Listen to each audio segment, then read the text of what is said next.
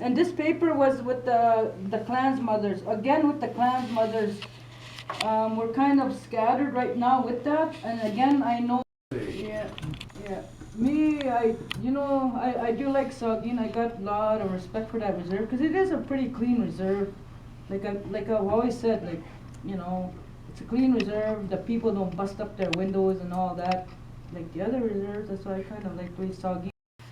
So it was called, Are the Elders, Women, and Children's Concerns Being Heard? Anyway, the time has come to share the willingness to learn from others and to respect views and values which we may not share. We are giving volume and power to the voices that are outside development establishment and ensuring that they are heard. So whatever the outcome, it is important that the process of being heard does eventually result in acknowledgement and action. So the first question was, what values are important to you and your family? All right. If you can change one issue, what would it be? Have you ever given suggestions to members of management? How did they respond, or was there a conflict? Describe 3 things that are important to you in band leadership. Describe the ideal band administration. Over the next 95% will attend. And it goes on to 85% said, preferably in the spring, preferably the weekend. Location, they said Savant Lake. Any concerns? Yes.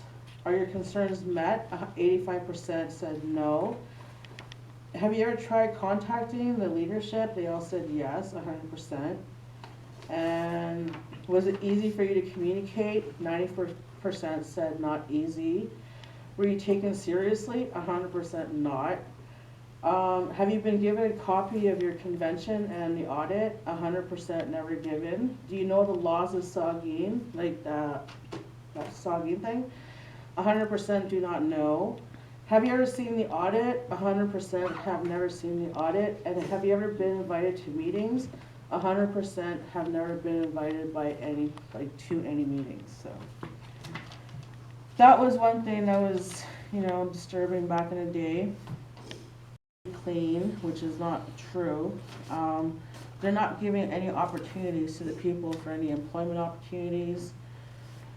In this one power paper here with the Mishkigogamang and the Ojibwe Nation Saugeen represent and warrant that each respective council have consulted with their communities and that this agreement has been approved and acknowledged that Wapte power line may rely on the foregoing in entering into this agreement. So Mish and Saugeen are actually telling people that they have the consent of all of us.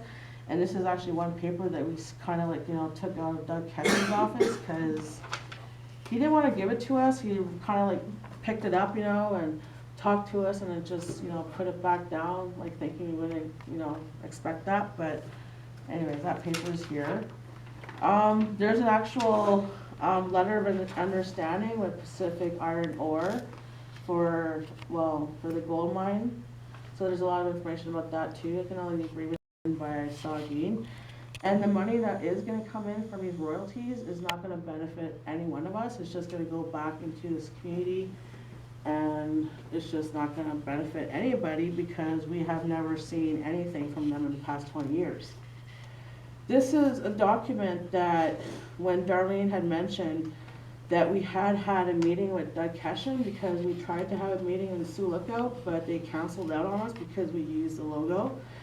But so instead of pretty much canceling all out, we just decided to get in our vehicles and we drove to Kenora and we went to Ketchum's office and we actually recorded the meetings, and the minutes from this meeting and the minutes that are recorded are completely 100% off. It's so twisted up, man. They make Doug Ketchum look like King Tut, which he's not. So anyways, and then you have other information about the Savant Lake gold project in Ontario. That's another gold mine that's coming through. In 2004, with regards to the political structure and, a term of office, you know, him being chief for life, lifetime position, like he's using our convention to his advantage and not, you know, helping the actual people. So this letter was dated back in 2004, never heard from that minister ever again. This is a letter to Casino Rama. We requested information because a lot of money is coming into Saugeen from Casino Rama. Like every single year, we get a big check from Casino Rama because our names are on that list. So they've been living off of this Casino Rama funds, and we're talking like millions, right? But nobody's looked into it because we actually contacted the Ontario Lottery Gaming Corporation, and they said that it's an INAC issue, but then when we contacted INAC, they bounced us back to Ontario Lottery Gaming Association, so we're kind of having issues with this Casino Rama. But also, with this Casino Rama, they actually have a website, Ontario First Nations Limited Partnership, and in this document, on page 12, I believe it is, there's a paragraph that actually says that Casino Rama funds have to be held accountable to the people and the members of that community, which they never have. They never had a meeting with regards to Casino Rama funds. They never talked about what they were going to build with it, what they were going to do with it, and they just went ahead and spent it. They probably have it saved up in certain places, but we'll never find out unless we have a forensic audit. So back in 2004, we bring all our people together so we can have, you know, a meeting like this so we can all decide together what we want to do. It was refused. Everybody pretty much said no to that, but it had a pretty good budget because it actually included everybody's travels, their accommodations, their food. It even accommodated, you know, like foods for everybody to take home, back home to their families and stuff, so that was pretty cool. This is the survey, and anyway, so that's pretty much it. So that's all I got right now. But there is a lot of information out there, and there's a lot of information on the internet. Like a lot of us, well, some of us have been able to protest, you know, Doug Keshen's, what his role is in this community, because there is a Keshen Trust Fund, and we kind of questioned him a couple of times what the Keshen Trust Fund is, but he could never ever give us a straight answer about what that was. He said that the first answer was that they are in third party, so they have to figure out a way to hide the money. And then when I asked him again, he changed the conversation to something else, and then the third time he would just get quiet. So he just changes his answers as he goes. He was in Ottawa about a month ago or 3 weeks ago, and he was down there on business. Anyways, he ended up calling me, and I ended up going to meet him downtown just to see what he was doing and find out like what he's doing in Ottawa. And then to find out that he was actually down there on a tribunal day for his residential school court case. But he had told me that he was there to meet a new client that had been, you know, abused in residential schools. So he was actually giving me the information of that client, you know, under confidentiality, you know, like he had no business telling me, you know, like what she had gone through. So I kind of have to stop him.